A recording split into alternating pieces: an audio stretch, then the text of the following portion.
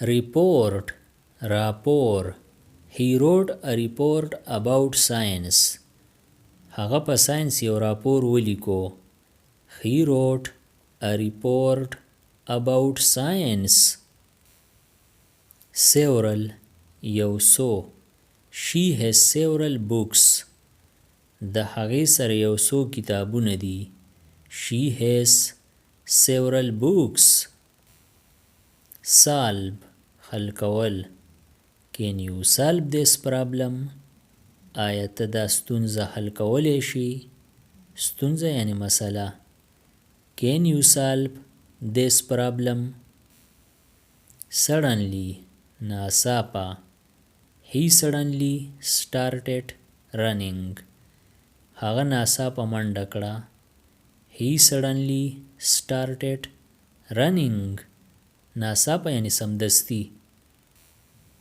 Suppose فرض کړه. Suppose you win the lottery. فرض کړه چې ته لاټري وګټې. Suppose you win the lottery. Universe کائنات. The universe is very big. کائنات ډیر غټ دی. The universe is very big. View منظر. The mountain view is amazing. د غر منظر حیرانونکی دی. The mountain view is amazing. Appropriate مناسب. This dress is appropriate for the party. دا کالی د پارټۍ د پاره مناسب دی. کالی یعنی جامې. This dress is appropriate for the party. Avoid ډډه کول. Try to avoid junk food. د بیکار خوراک نه ډډه کوه. ډډه کوه یعنی ځان تې ساته. یا تاسو داسې هم ویلی شئ د بیکار خوراک نه ځان ساته. Try to avoid junk food. Behave چلند. Children should behave well. ماشومانو له پکار دی چې ښه چلند وکړي. ښه چلند وکړي یعنی ښه خوی اختیار کړي. Children should behave well. Calm قرار. Stay calm in difficult situation. په مشکل حالات کې د قرار نه کار واخله. د قرار نه کار واخله یعنی د سکون نه کار واخله. Stay calm in difficult situation. Concern اندېښنه. His health is my biggest concern. د هغه صحت زما د پاره غټه اندېښنه ده. غټه اندېښنه ده یعنی غټ فکر دی. یا تاسو داسې هم ویلی شئ د هغه صحت زما د پاره یو غټ فکر دی. His health is my biggest concern. Content مطمئن. She is content with her life. هغه د خپل ژوند نه مطمئنه ده. She is content with her life. Expect تمه لرل. I expect good results. زه د ښې نتیجې تمه لرم. I expect good results. Frequently زیاتر. He frequently visits his grandparents. هغه زیاتر د خپل نیا بابا خواله چکر وهي.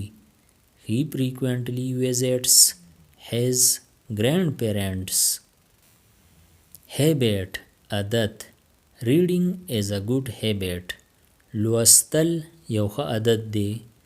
Reading is a good habit. Instruct هدایت کول. The teacher instructed us to be quiet. استاد موږ له د چپ کېدو هدایت راکړو. The teacher instructed us to be quiet. Issue لانجه. This is a serious issue. دا یو جدي لانجه ده. جدي لانجه ده یعنی سیریس مسئله ده. This is a serious issue. None, یو هم نه. None of them came to the party. په دې کې یو هم پارټۍ لرانغی. None of them came to the party. Patient, صبر کول. Be patient. Success takes time. صبر کوا. په بریالیتوب کې وخت لګي. بریالیتوب یعنی کامیابی. یا تاسو داسې ویلی شئ صبر کوا په کامیابی کې وخت لګي. Be patient. Success takes time. Positive, مثبت. Always think positive. تل مثبت فکر کوا. تل یعنی همیشه. Always think positive. Punish, سزا ورکول. He was punished for lying. هغه ته د دروغ ویلو سزا ورکړې شوه. He was punished for lying. Represent, استازیتوب. She will represent our school. هغه به زموږ د ښوونځي استازیتوب کوي. She will represent our school. Shake, میلاو خل. They shook hands. هغوی لاسونه میلاو کړو. They shook hands. Spread, خوریدل. The news spread quickly. خبر په تیزۍ سره خور شو. The news spread quickly. Stroll, ګرځېدل. We took a stroll in the park. مونږ په چمن کې وګرځېدو. We took a stroll in the park. Village, کلی. He lives in a small village. هغه په یو وړوکي کلي کې اوسیږي. He lives in a small village. Aware, خبر. I am aware of the situation. زه د حالاتو نه خبر یم. I am aware of the situation. Badly, په بده طریقه. He was badly injured in the accident. هغه په ترافیکي پیښه کې په بده طریقه ټپي شو. ټپي شو یعنی زخمی شو.